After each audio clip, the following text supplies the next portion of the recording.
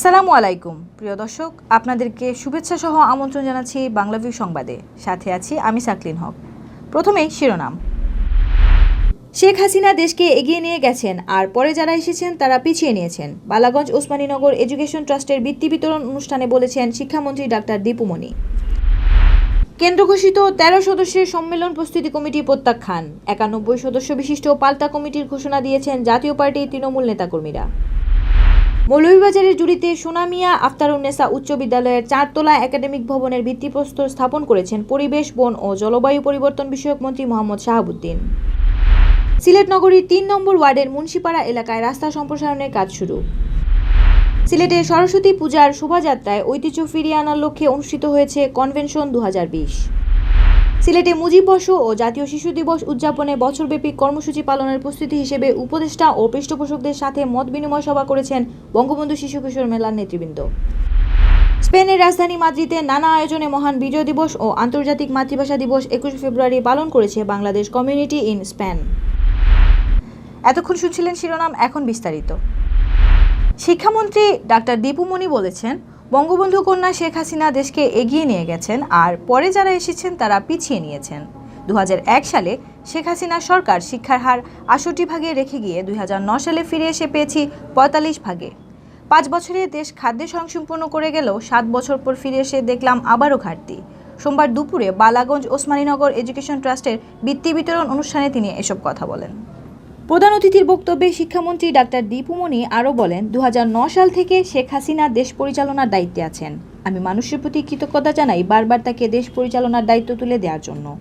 দেশ আজ অপ্রতিরোধ্য গতিতে এগিয়ে চলছে। সারা বিশ্বের মানুষ অবাক হয়ে জিজ্ঞেস করে বাংলাদেশে কিভাবে এত উন্নয়ন হচ্ছে। ট্রাস্টের চেয়ারপারসন রবিন পালের সভাপতিত্বে ও সাধারণ সম্পাদক মিজানুর রহমানের পরিচালনায় অনুষ্ঠানের প্রধান বক্তা ছিলেন সিলেট জেলা পরিষদের চেয়ারম্যান লুৎফর রহমান। অনুষ্ঠানে বিশেষ অতিথি ছিলেন সংসদ সদস্য মাহমুদ সামাদ চৌধুরী কয়েস, মুকাব্বির খান, গাজী মোহাম্মদ শাহনেওয়াজ, মিলাদ গাজী, সাবেক সাংসদ শফিকুর রহমান চৌধুরী, জেলা আওয়ামী লীগের সাধারণ সম্পাদক অ্যাডভোকেট নাসিরউদ্দিন খান, জেলা পুলিশ সুপার ফরিদউদ্দিন। এ সময় আরও উপস্থিত ছিলেন বালাগঞ্জ উপজেলা পরিষদের চেয়ারম্যান মুস্তাকুর রহমান মুফুর, উপজেলা নির্বাহী কর্মকর্তা তাহমিনা আক্তার, ওসমানীনগর উপজেলা আওয়ামী লীগের সভাপতি আতাউর রহমান, সাধারণ সম্পাদক আফজালুর রহমান চৌধুরী নাজরু সহ আরও অনেকে। অনুষ্ঠানে বালাগঞ্জ ও ওসমানীনগর উপজেলার ৯৫০ মেধাবী শিক্ষার্থীদের মাঝে প্রায় ৪০ লক্ষ টাকার বৃত্তি বিতরণ করা হয়।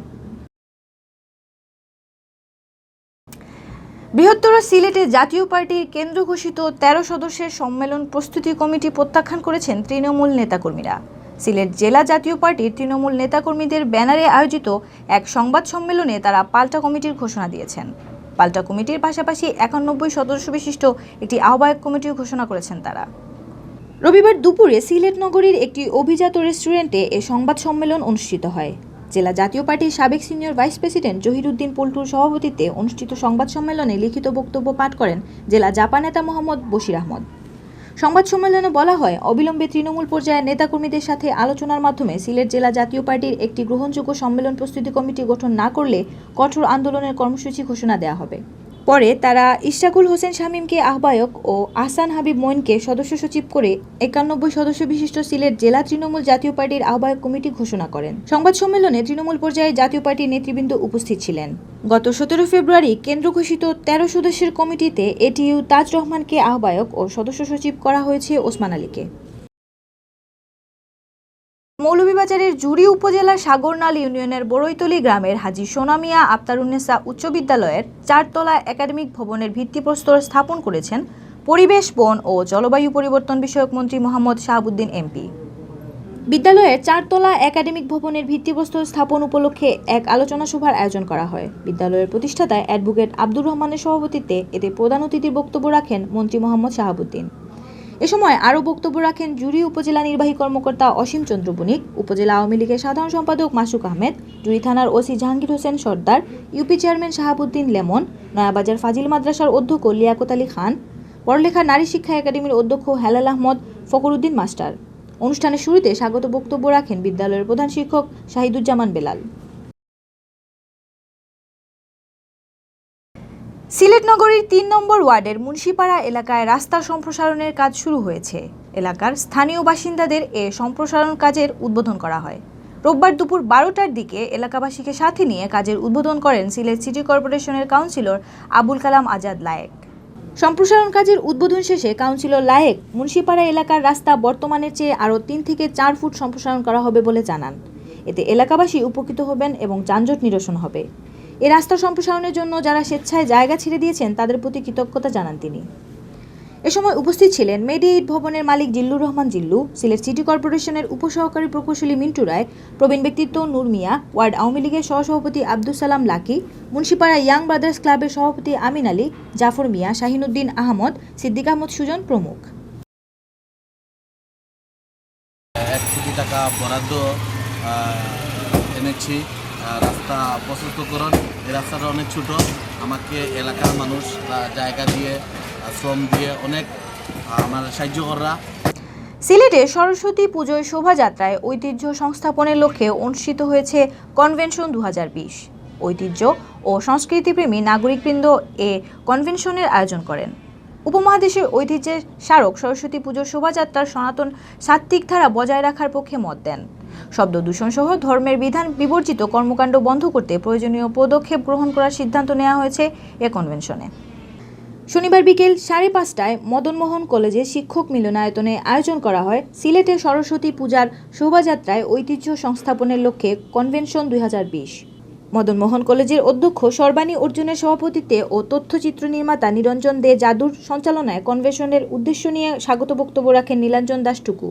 এ সময় মতামত ও নির্দেশনামূলক বক্তব্য রাখেন সিলেট জেলা প্রেস ক্লাবের সভাপতি তাপস দাস পুরকায়স্থ, অধ্যাপক জয়ন্ত দাস, হিন্দু বৌদ্ধ খ্রিস্টান ঐক্য পরিষদ সিলেট জেলা শাখা সভাপতি প্রদীপ ভট্টাচার্য, অধ্যাপক শরদিন্দু ভট্টাচার্য, সম্মিলিত নাট্য পরিষদ সিলেটের সভাপতি মিশফাক আহমদ মিশু, আওয়ামী লীগ নেতা এটিএম হাসান জেবুল, পূজা উদযাপন পরিষদের নেতা সুব্রত দেব, আওয়ামী লীগ নেতা বিধান সাহা, এডিশনাল পিপি ও আওয়ামী লীগ নেতা রঞ্জিত সরকার, আওয়ামী লীগ নেতা তপন মিত্র, বিভাস শ্যাম যাদন প্রমুখ। কনভেনশনের আয়োজকরা জানিয়েছেন, উক্ত কনভেনশনের মূল বিষয়বস্তু হল বিগত প্রায় 7 থেকে 8 বছর যাবৎ সরস্বতী পূজার শোভাযাত্রা নানা কারণে তার সুনাম ও ঐতিহ্য হারাতে চলেছে। ধর্মীয় উৎসবের ভাবগাম্ভীর্য রক্ষার জন্য, সিলেটের ঐতিহ্য রক্ষার জন্য সচেতন মূল্যবোধ নিয়ে এগিয়ে আসার আহ্বান জানিয়েছেন আয়োজকরা। জাতির পিতা বঙ্গবন্ধু শেখ মুজিবুর রহমানের জন্মশতবার্ষিকী মুজিববর্ষ ও জাতীয় শিশু দিবস উদযাপনে বছরব্যাপী কর্মসূচি পালনের প্রস্তুতি হিসেবে উপদেষ্টা ও পৃষ্ঠপোষকদের সাথে মতবিনিময় সভা করেছেন বঙ্গবন্ধু শিশু কিশোর মেলা সিলেট জেলা এবং মহানগর শাখার কার্যকরী কমিটির নেতৃবৃন্দ। শনিবার সন্ধ্যা 6টার দিকে সিলেট নগরীর একটি অভিজাত হোটেলের মিলনায়তন কক্ষে এ মতবিনিময় সভা অনুষ্ঠিত হয়। মতবিনিময় সভায় সংগঠনের উপদেষ্টা ও পৃষ্ঠপোষকবৃন্দ বছরব্যাপী কর্মসূচি উদযাপনের বিষয়ে দিক নির্দেশনামূলক বক্তব্য রাখেন। সভায় প্রধান অতিথি হিসেবে সংগঠনের জেলা শাখার প্রধান উপদেষ্টা সাবেক সাংসদ শফিকুর রহমান চৌধুরী এবং প্রধান বক্তা হিসাবে সিলেট জেলা আওয়ামী লীগের সাধারণ সম্পাদক অ্যাডভোকেট নাসিরউদ্দিন খান উপস্থিত ছিলেন। সভায় বক্তারা বলেন, বঙ্গবন্ধুর আদর্শ ও মুক্তিযুদ্ধের চেতনায় শিশু, কিশোর ও তরুণদের উদ্বুদ্ধ করতে হবে, যাতে তারা বিপদগামী না হয়, ভুল পথে না যায়।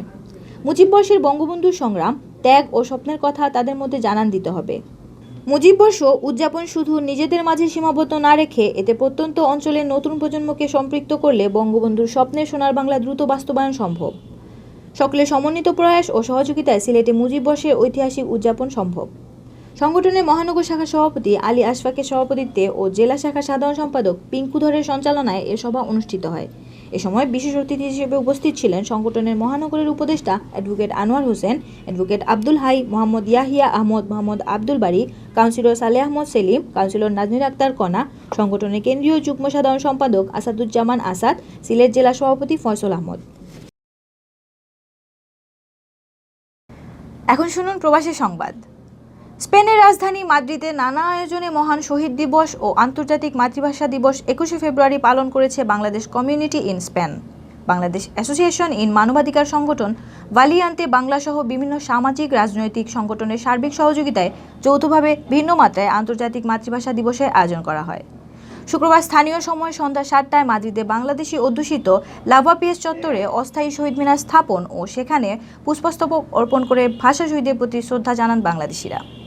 অস্থায়ী শহীদ মিনারে প্রথমে পুষ্পস্তবক অর্পণ করেন রাষ্ট্রদূত হাসান মাহমুদ খন্দকার। এ সময় তার সঙ্গে উপস্থিত ছিলেন দূতাবাসের চার্জ দি অ্যাফেয়ার্স এম হারুন আল রাশিদ, কমার্শিয়াল কাউন্সিলর রেদওয়ান আহমেদ সহ দূতাবাস কর্মকর্তারা। এরপর পর্যায়ক্রমে বিভিন্ন সামাজিক সাংস্কৃতিক সংগঠন শহীদ মিনারে পুষ্পার্ঘ্য অর্পণ করেন। বাংলাদেশিদের একত্রিত করে এরকম একটি সুন্দর আয়োজনের জন্য বাংলাদেশ অ্যাসোসিয়েশন ইন স্পেনের নেতৃবৃন্দকে ধন্যবাদ জানান রাষ্ট্রদূত হাসান মাহমুদ খন্দকার।